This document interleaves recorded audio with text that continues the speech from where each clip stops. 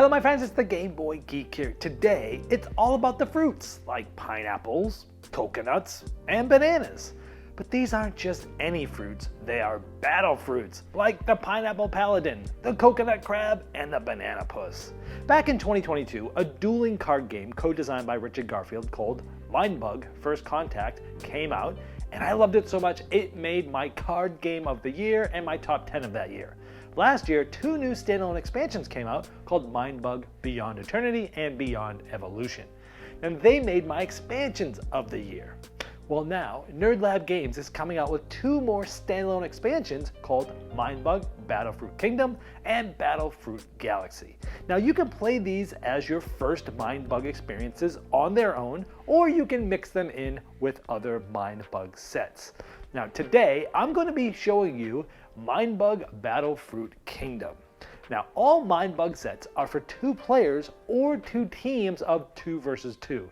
They take 15 to 25 minutes to play and are for ages 8 and up. Now they're being crowdfunded right now, so I'm going to show you how it works and I'll see you on the other side.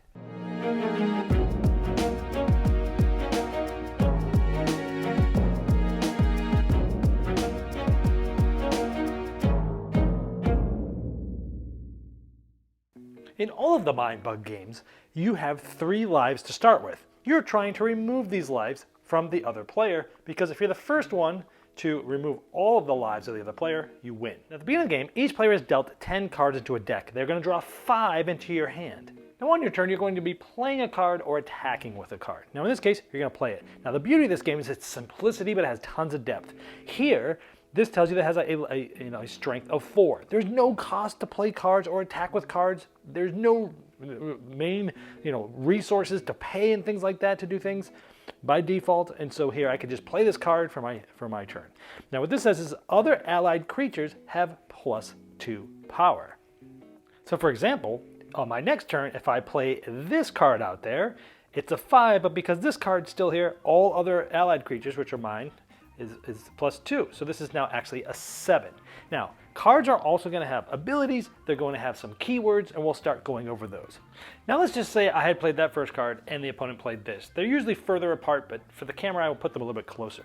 Now let's say it's our turn again. We can attack if we want to, or play another card. Let's say we attack with this one. This has a 4. The other player gets to decide, A, do they want to block? If they don't, they lose a life. They have to decide to lose a life or to block. But let's say they do want to block. The blocking player gets to decide which player is blocking. In this case, it's the only one they have. They're going to say, yeah, I'll block with the 1. Now the one with the lower power is going to lose. This is a 4, this is a 1, this one is going to lose. Well, why did they do that? Well, look at this. Some keywords will trigger off of being defeated. Like this one says, hey, if this was defeated in combat, take control of the creature that defeated this. So the player that uses to block loses this instead of a life. Remember, you lose 3 lives when you're out. But they're now going to take control of the creature that did it. So now this one has this, and the other player now has nobody, and now it's their turn. However, let's say it looked like this. We have these 2 cards, and the opponent has these 2 cards. Now let's say I want to attack with this card. Now this one has a thing called Hunter. Now normally, if the other player wants to block, the player blocking gets to decide who blocks. But Hunter says they get to decide who blocks. So this player will say, I'm attacking with this one. This player can either just lose a life, or they could say, no, I'm going to block. The Hunter gets to decide who blocks. Now remember, because of this ability, this one actually is a 7. Couldn't quite take this one out, but normally this player would go, I'm going to defend with the 8, and your 5 is dead.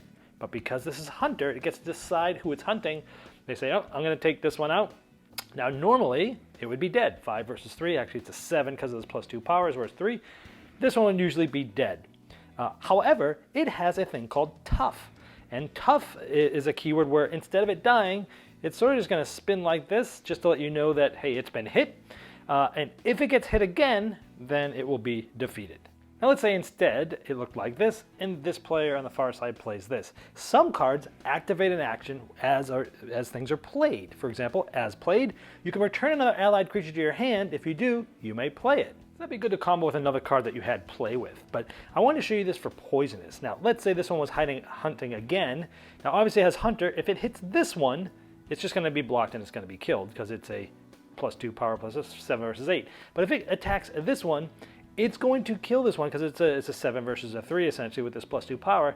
But this one is poisonous, and why poisonous is a great defense because the player that attacked this one is also going to die. So the hunter says, I'm going to attack this dies, and because this is poisonous, this one dies. Now when a card gets killed, it just goes in the respective discard pile of that player.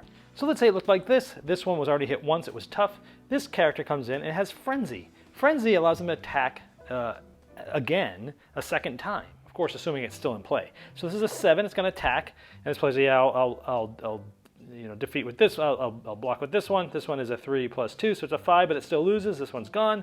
And because it has Frenzy, it's still in play. It'll attack again, it hits the 4, gone. So Frenzy is a cool one as well. Now let's show you another one, Sneaky. Sneaky can only be defended by another Sneaky. So if I have this measly little 2 pesky peas and I attack with it, they have no Sneaky character, so this one actually hits them and destroys one of their lives. So the Sneakies can be really important cards. So this brings in a good point as to the big twist in Mindbug. Each player is dealt 2 Mindbugs at the beginning of the game, and this really turns this game on its head. Because let's say this player plays this, the other player has these 2 out. Anytime somebody plays a card, the other player can use one of their 2 Mindbugs, assuming they have some left. So for example, this player could say, nope, I'm going to Mindbug that. They spend one of their Mindbugs, and then they put this in front of them as if they played it.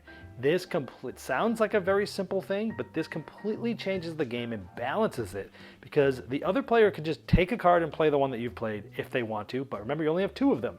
So a lot of times you're trying to play cards to draw out their Mindbugs because you have other cards in your hand that you really don't want them to Mindbug. And it's a big twist in the game. Now let's go over some new things in the game. There's a new keyword called fast, which means as you bring them in, because it's fast, you'll get to attack with them right away. And this one also has an attack, gain 1 life. So you'd gain a life point. Remember, you start with 3, you can get more. You would just get 1 off the top of the deck, use it as a life point there. Fast, so this one would come in, and it would be able to attack, and this one could say, hey, great, take 1 of my lives, or this player could decide which one of these is going to be defeated. Another new thing is there's a resource now called Octon Knite. Now you don't have to pay this to play cards, but cards come in with them. Like this one says it comes in with 2 of them. You put them here. At the beginning of your turn, so next turn, you take one of these off. At the beginning of the next turn, you take one of these off.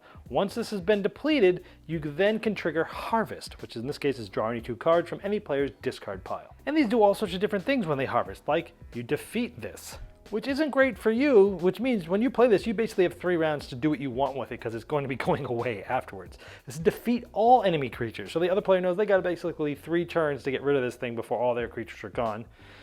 This one, opponent loses 1 life, or defeat an enemy creature, or defeat this, or gain 2 life, or my favorite. This thing comes out, the Artemist. You have 5 rounds, and if you don't take this thing out within the first 5 rounds, the other player is this player is going to win the game. So I play this, I put the 5 on there. The beginning of my 5th turn after that, I would just win the game if you don't take it out. Very interesting. And again, that's pretty much how you play the game until one of you loses all 3 lives and then you're done. In rare cases, you can get to the point where you lose by not being able to play or attack. If that's the case, you lose as well. I mentioned in the intro that it's played 2-player or 4-player. In a 4-player game, you have teams, and there are some cards in these sets that are very specific for the team game. Like in this case, and by the way, you sit across from your partner. I'm not going to go over all the 4-player rules, you can check those out on your own, but some of these do things specific with the team game. Like each opponent gives a card from their hand to the player to their left. Or your teammate reveals a card and defeat a creature with a power equal to the revealed card. Or the last one over there, this can only hunt creatures from the player to your left. So some things that will hinder or work well with certain players that you're playing against, not just any of them. So now the 4-player game has even more cards that are specific to it. And these cards are part of an add-on pack for the 4-player mode. Well, there you have Mindbug Battlefruit Kingdom, and that you can play this as a standalone game or an expansion to other Mindbug sets. Now, keep in mind, this and Battlefruit Galaxy are new, but you'll also be able to get other sets on the campaign as well. Now, if you'd like to see the most up-to-date art and components and all the different pledge levels available, you can click the link below me right in the description of this video, and I'm sure that Nerd Lab Games would love your support.